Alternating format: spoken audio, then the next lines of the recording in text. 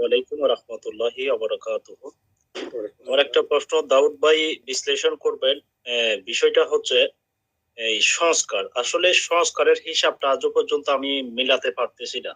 এবং অন্তর্বর্তীকালীন সরকার সহ প্রধান উপদেষ্টা সহ এবং যে সমস্ত উপদেষ্টারা আছে সংস্কারের হিসাবটা আজও পর্যন্ত রোডম্যাপ দিতে পারে নাই। সংস্কার বলতে কি রূপ লেখা আছে?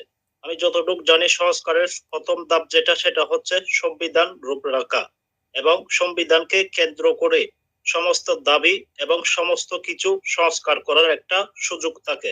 সেটা হচ্ছে সংবিধানে লিখিত আকারে থাকবে।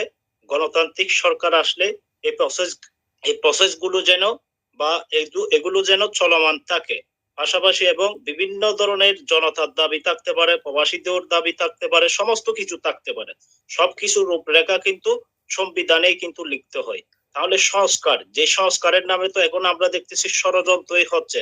সংস্কারের নামে আমরা দেখতেছি প্রতিনিয়ত ষড়যন্ত্র হচ্ছে, প্রতিনিয়ত হাঙ্গামা সৃষ্টি হচ্ছে, প্রতিনিয়ত এক একটা ইস্যু নিয়ে এক একটা অরাজকতা সৃষ্টি হচ্ছে। তো সংস্কার তো আমি দেখতেছি একটা অরাজকতা সৃষ্টি হচ্ছে। সংস্কার বলতে আপনি এখন একটু বিশ্লেষণ করবেন সংস্কারটা মানে কি? কারণ সংস্কারের রূপরেখা আজও পর্যন্ত অন্তর্বর্তীকালীন সরকার এগুলো দিতে পারে না। সংস্কার কি করতে হবে?